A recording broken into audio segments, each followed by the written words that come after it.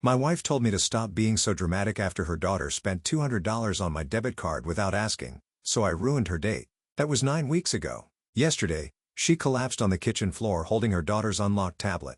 My wife told me to stop being so dramatic after her daughter spent $200 on my debit card without asking, so I ruined her date. That was 9 weeks ago. Yesterday, she collapsed on the kitchen floor holding her daughter's unlocked tablet. I was 7 years old when I fell in love with my girl best friend, Sophia. I just remember sitting on the swings with her and thinking that her eyes were really cool. But right before I could say anything, she told me about her new crush at the time, Tyler. This pretty much set the tone for the rest of our friendship until we both turned 19. We were in the same college course and she came over to my dorm one night when she was drunk as heck. "You know, Andrew, you're cute." I wasn't sure what she meant until she started to lean in.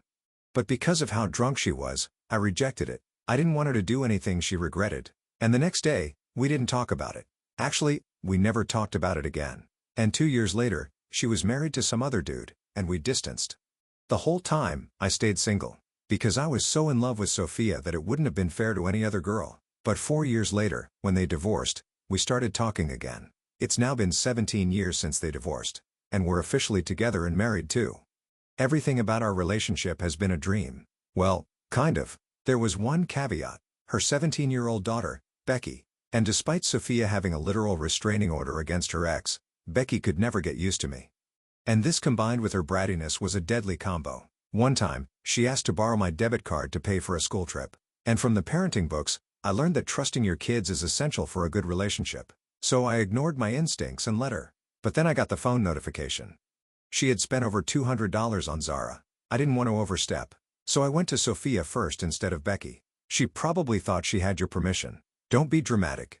Well, I didn't care about being right or powerful. I just wanted our family to be happy. So I automatically agreed with her. But then, not even 2 weeks later, Sophia ripped my heart out of my chest and crapped all over it. I let her borrow my work laptop so she could play music while she got ready for school. I told her to make sure not to download anything because if I got any viruses I would be screwed. She smiled and even gave me a hug and I thought we were actually getting somewhere. I was in the car on the way to work when I got stuck in traffic. F it, I thought to myself. May as well review the project I'm presenting today. But as I took it out, the screen glitched, froze, and went completely black. Turns out, she downloaded some sketchy music app that installed malware, wiped half my files, and corrupted the entire presentation folder. The folder I had been working on for the last 6 months. The one that determines whether or not I get a promotion. The one that the CEO, VP, and president of the company was going to watch. I damn near almost cried. Luckily, I had a pretty good company reputation.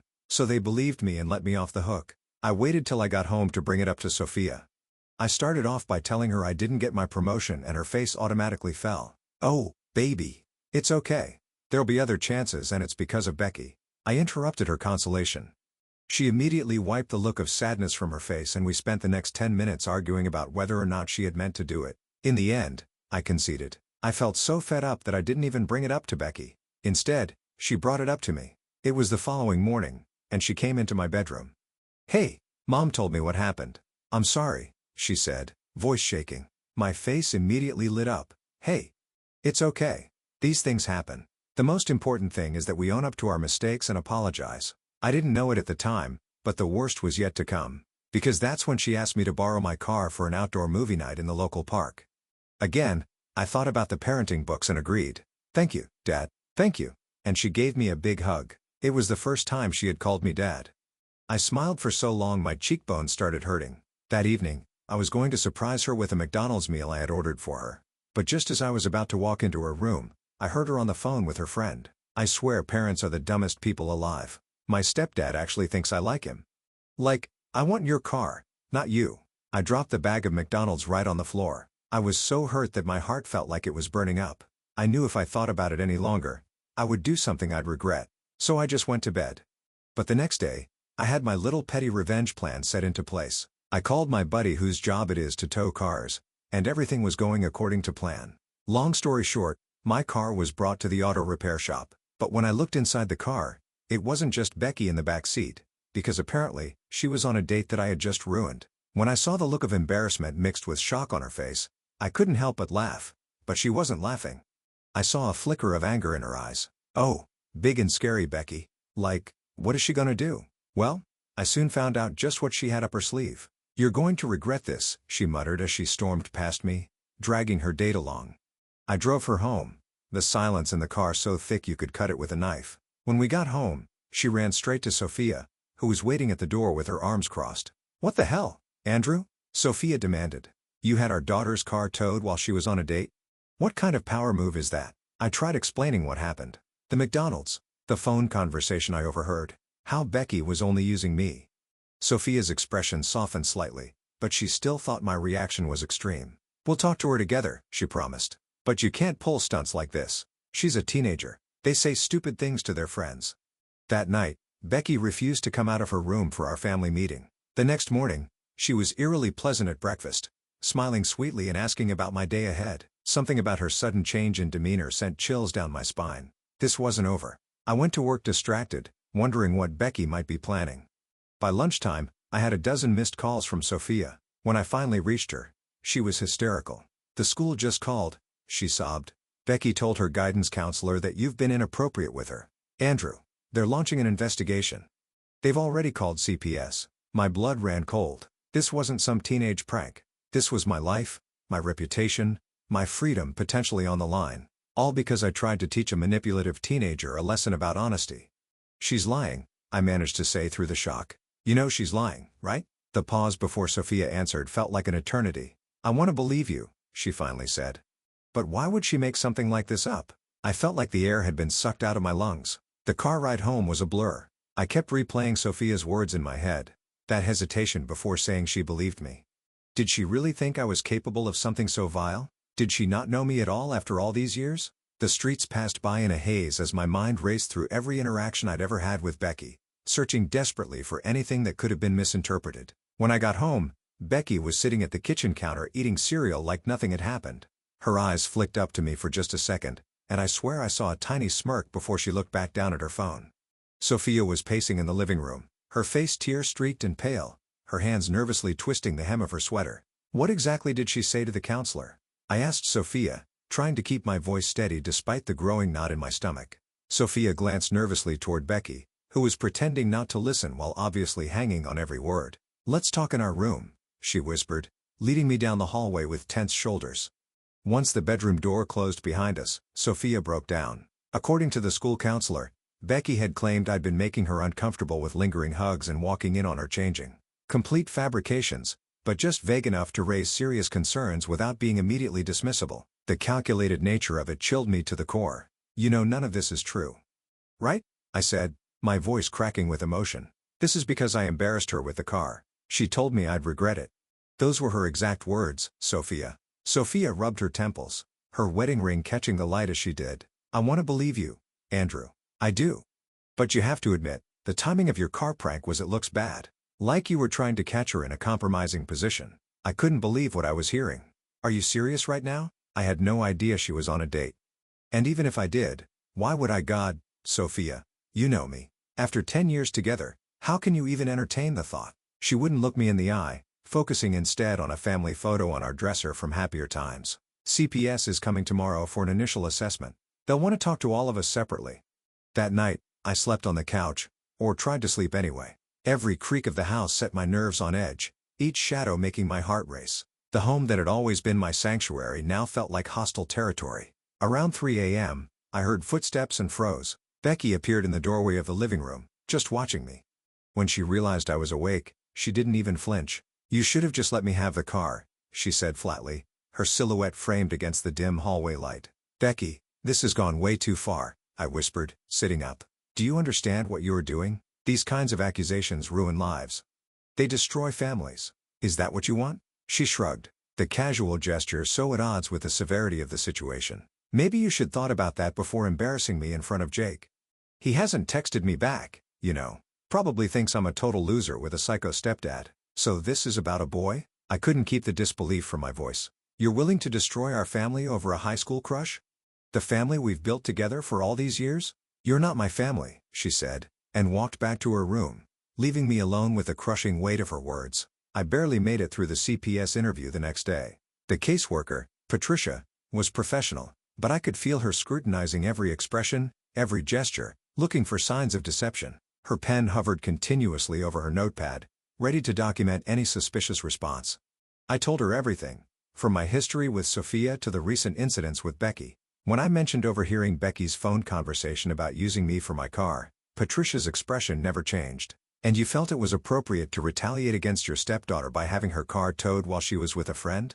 she asked, making notes in her leather-bound portfolio. "It wasn't retaliation," I insisted, leaning forward earnestly. "It was supposed to be a lesson about honesty. I had no idea she was with anyone. And it wasn't her car. It's my car that she borrowed. I was trying to parent, not punish." Patricia just nodded, her face carefully neutral. "Mr. Mitchell, has your relationship with Becky always been strained, or is this a recent development?" I explained how close we'd been when she was younger, how things changed in her teens, how I tried everything to connect with her, supporting her hobbies, attending every school event, even learning about her favorite bands just to have something to talk about. How this felt like the ultimate betrayal after years of trying to be a good stepfather. "And you've never behaved inappropriately toward her?" Patricia asked directly, her eyes locked on mine. "Never," I said, looking her straight in the eyes. "I would never harm Becky or any child in any way. The very suggestion makes me physically ill." After Patricia left, the house felt like a war zone. Sophia told me that Becky had doubled down on her story, adding new details about times I'd allegedly made comments about her appearance. It was like watching my life collapse in slow motion, helpless to stop the destruction.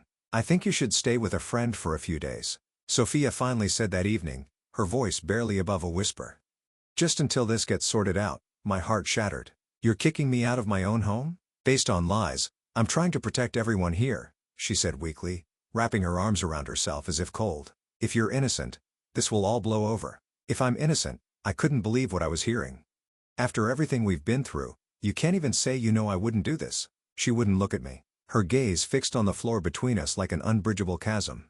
"I don't know what to believe anymore, Andrew." I packed a bag while Becky watched from her bedroom doorway, her stance triumphant despite her carefully neutral expression. As I headed for the front door, I heard her whisper, "Bye, Dad," in a mocking tone that twisted the knife even deeper. I stayed with my friend Robert for the next week.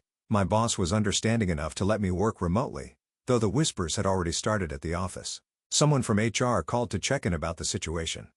Apparently, Sophia had mentioned it to a coworker who knew someone in my company. The rumor mill was running full speed, turning my professional reputation to dust. The isolation was the worst part. Most of my friends were also friends with Sophia, and they weren't sure who to believe. People stopped returning my calls. Invitations dried up. Social media became a minefield. My sister, Jessica, was the only one who stood by me unquestioningly. "Becky's been manipulating situations for years," she reminded me during one of our late-night calls. "Remember when she told everyone I knocked over her science project on purpose? The girl is a pathological liar when she wants something." 10 days after moving out, I got a text from an unknown number. "I know Becky is lying. Meet me at Riverside Park at 4 p.m. today. Come alone." The message stared at me from my screen, both tantalizing and terrifying in its possibilities. I probably should have been more cautious, but I was desperate for any support. I showed up at the park and found a gangly teenage boy sitting on a bench, nervously bouncing his leg, his dark hair falling into his eyes as he scanned the area. "Are you Andrew?" he asked as I approached. When I nodded, he continued, "I'm Jake. I was with Becky in your car that night." We sat down and Jake told me everything. He and Becky had been casually dating for a few weeks. That night, she'd bragged about how she could get whatever she wanted from her stupid stepdad just by pretending to be nice to him. She'd even shown Jake the text where she'd told her friend about only wanting my car, not me. She wanted to, hook up in your car because she thought it would be funny, Jake admitted, looking uncomfortable, his cheeks flushing with embarrassment. "She kept saying stuff about how she was going to get your credit card info next. Maybe order some stuff online." She laughed about how easy you were to manipulate. "So why are you telling me this?" I asked, suspicious that this might be another trap in an increasingly complex web of deception. Jake looked down, scuffing his sneaker against the pavement. "Because she's doing the same thing to me now. I broke things off after that night. The way she talked about you freaked me out. So she told everyone at school I forced myself on her in your car. Now nobody's talking to me. And the principal called my parents." I felt simultaneously vindicated and horrified. "Do you have those texts she sent you about using me for my car?" Jake nodded, already pulling out his phone. "I saved everything. I was going to show the principal, but then I heard about what she's saying you did. And I got scared they'd think I was just trying to get back at her." We spent the next hour making a plan. Jake would forward me all the texts. I'd talk to Patricia from CPS and show her the evidence. Maybe, just maybe, This nightmare could end. And I could reclaim my life and reputation. What I didn't count on was Becky's ability to stay one step ahead. When I tried calling Patricia the next day, she informed me that Becky had already told them about Jake, casting him as a bitter ex who would say anything to hurt her. She'd even shed tears about how Jake was pressuring her to change her story about me. These text messages could have been fabricated, Patricia said when I forwarded Jake's evidence, her tone measured but skeptical. We see this kind of retaliation in cases like yours quite often. Cases like mine? I repeated, my grip tightening on the phone. You mean cases where innocent people are being set up by manipulative teenagers? Patricia's silence spoke volumes. In her mind, I was already guilty. Another predator claiming innocence despite damning evidence. That night, I hit rock bottom. I sat in Robert's guest room staring at old family photos on my phone. Becky's 10th birthday when she'd hugged me so tight after opening the art set I'd bought her. Christmas morning when she'd insisted I help her build the Lego set Santa brought. Where had that little girl gone? How had we ended up here? With her determined to destroy me and everything I loved. My phone buzzed with a text from Sophia. Need to talk. Can you come by tomorrow when Becky's at school? 10 a.m. The message glowed in the darkness. A tiny beacon of possible hope. I barely slept that night, alternating between hope that Sophia had finally seen through Becky's lies and fear that this was just another ambush. When I arrived at our house, no longer feeling like my home, Sophia looked terrible. Dark circles under her eyes, hair unwashed, wearing the same sweatshirt she'd had on when I left almost 2 weeks ago. I found something, she said, leading me to the kitchen table. She pushed a tablet toward me. Becky left this unlocked. It was open to Becky's Instagram direct messages with someone called Karma Queen 97. The messages went back months, detailing her plans to get rid of me. Apparently she'd been telling her online friend about all her schemes, the debit card, the laptop virus, using me for my car. The latest messages were about the false accusations with Karma Queen 97 coaching her on what to say to make her story more believable. There's more, Sophia said, swiping to a different conversation. She's been in contact with Mark. They've been planning for her to move in with him once she turns 18 next year. Mark, the ex with anger issues and a restraining order. The man who'd made Sophia fear for her safety. He was behind this. He's been feeding her lines about how I stole her real family from her, Sophia whispered, her voice trembling with emotion. Telling her that I betrayed them by marrying you. That I'm dead to him. That she's the only connection he has left to his real family. The puzzle pieces finally clicked together. Becky's sudden change when she hit her teens wasn't just typical adolescent rebellion. It coincided with Mark finding ways to contact her behind Sophia's back. He'd been poisoning her against us for years, planting seeds of resentment that had finally bloomed into this nightmare. Have you shown this to Patricia? I asked,